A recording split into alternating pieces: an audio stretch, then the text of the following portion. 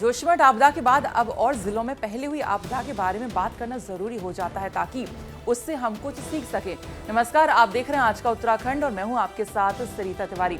अगर हम उत्तरकाशी जिले की यहां पर बात करें तो साल 2003 में उत्तरकाशी में वर्णवत पर्वत से भारी भूस्खलन से उत्तरकाशी का भूगोल ही बदल गया था।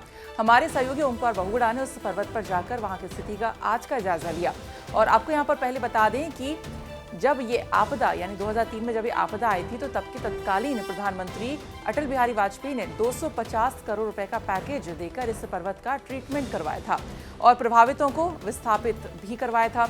वर्णवत त्रासदी में 362 परिवार प्रभावित हुए और 221 भवन क्षतिग्रस्त हुए थे। तब उस दौर में राज्य के पास पर्याप्त संसाधन भी नहीं थे।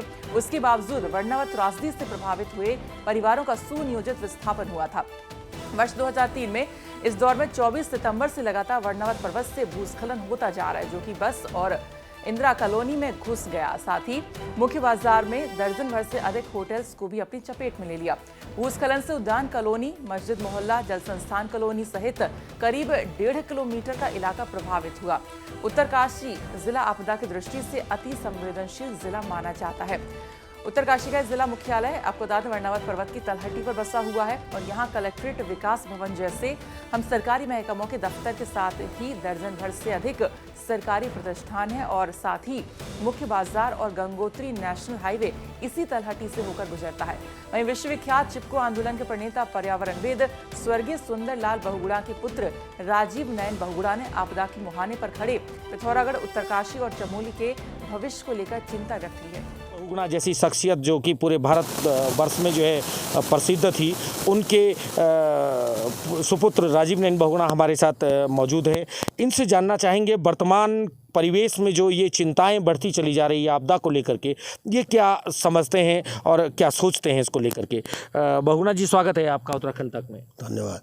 देखिए साहब, जानना चाहेंगे कि अब वर्तमान परिदृश्य जैसे कि अभी जोशीमठ वाला जो हादसा है वो बिल्कुल ज्वलंत मुद्दा बना हुआ है। उत्तरकाशी के बारनावत के ऊपर हम खड़े हैं, नीचे तलहटी में तमाम प्रकार के अतिक्रमण हो रहे हैं। क्या कहेंगे, एक भविष्य में एक बहुत बड़े खतरे का संकेत तो नहीं?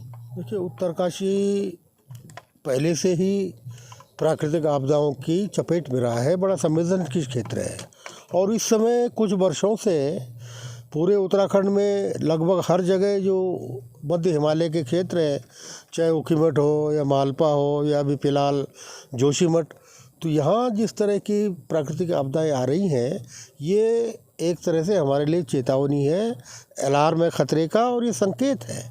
अब मैं उत्तरकाशी की आपको बात करूँ तो यहाँ मातली में मेरे ख्याल से 70 के दशक में बहुत भीषण मलबा आया था जिसमें बड़ी जनहानि हुई थी। उसके बाद मेरे देखते देखते 78 में भागीरथी में बाढ़ आई, जो हरसिल के पास कनौड़िया घाट पूरी अवरुद्ध हो गई थी, जिसने भागीरथी के प्रवाह को कम से कम 12 घंटे तक रोके रखा और उसके बाद भारी तबाही हुई थी। वो एक बड़ी आपदा थी। वर्णवत की आपदा अभी हाल की है, जिसको अभी 20 साल भी नहीं गुजरे हैं, तो ये हम सब लोगों के लिए चेतावनी है। और ये जो सारी आपदाएं आती हैं, आप जानते हैं कि हिमालय भूगर्भीय दृष्टि से एक संवेदनशील क्षेत्र है। अब ये तो उथल पुथल चूँकि ज़मीन के भीतर हो रही है, तो ये घटनाएं यहाँ होती रहेंगी। ये हम पर निर्भर करता है कि हम इससे बचें कैसे। लेकिन हम प्रकृति की इन चेतावनियों से कोई सबक न लेके जो संवेदनशील क्षेत्र है वहाँ आबादी बढ़ाए जा रहे हैं। उत्तरकाशी में जब 78 की बाढ़ आई तो वो एक संकेत था कि हम अपनी गतिविधियों को सीमित करें, लेकिन ठीक उस बाढ़ के बाद, बल्कि उस बाढ़ के नियंत्रण के लिए जो सीमेंट और सरिया आया, उसी को लोगों ने यूज करके उसे मकान बना दिए। अच्छा बहुगुणा साहब, जैसा कि आप यहाँ पर उत्तरकाशी में आप अध्ययन भी कर चुके हैं और बहुत बारीकी से आपने उत्तरकाशी के भूगोल को समझा भी है और देखा भी है, और सुंदरलाल बहुगुणा जी जो पर्यावरणविद रहे हैं, उनके आप पुत्र हैं, उनसे भी कई जानकारियाँ आपको जो है प्राप्त हुई होगी। ये विकास इस आपदा का कारण बन रहा है या यहाँ पर जो मानवकृत आपदाएं हैं वो ज़्यादा हो रही हैं? दोनों चीज़ें हैं। अब देखिए, जहाँ पर हम खड़े हैं जिस जगह पे वर्णवत पर्वत के शीर्ष पे, इसकी तलहटी में पूरा उत्तरकाशी नगर बसा है। और ये वर्णवत आज से नहीं बल्कि काफ़ी पहले से, जब से मैं आया हूँ, कम से कम 40 साल हो गए, तो तब से यहाँ पत्थर गिरते रहे हैं नीचे को, जिसकी वजह से सुरंग बनानी पड़ी। अब इसके ठीक नीचे उत्तरकाशी शहर बसा है। है। और ये वरुणावत पर्वत जो है तो कोई जेंटिल ढलान वाला नहीं, बल्कि खड़ा पहाड़ है, खड़ी ढलान वाला।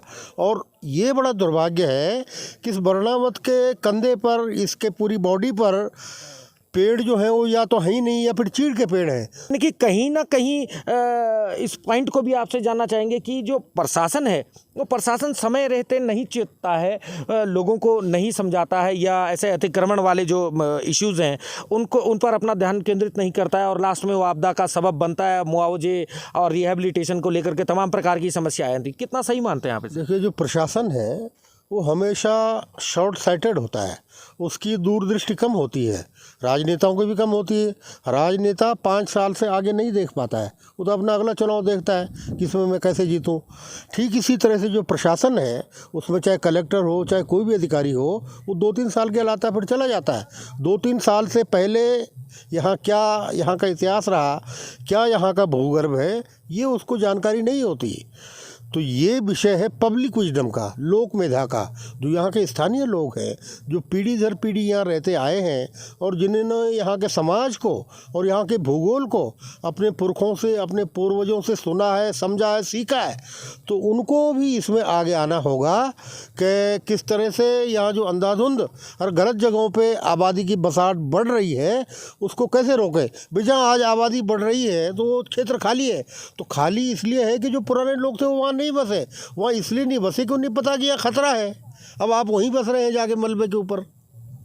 अच्छा, शॉर्ट में बहुगुणा साहब आपसे चाहेंगे कि उत्तराखंड का जो भूगोल है और आपदा की दृष्टि से अति संवेदनशील जिले जो माने जा रहे हैं, चमोली और उत्तरकाशी ज्वलंत उदाहरण इसके हैं, पिथौरागढ़ भी उसमें शामिल है, क्या देखते हैं आप? अंतिम सवाल मेरा ये है, शॉर्ट में आप बताएंगे कि क्या वास्तव में ये आपदा के मुहाने पर है? ये जो इलाका है जो आपने 3 जिले गिनाए, ये सभी जानते हैं कि भूगर्भ विज्ञान की दृष्टि से ये जो एशियन प्लेट है जहाँ हम खड़े हैं, ये तिब्बतन प्लेट से हर साल टकरा रही है कुछ सेंटीमीटर।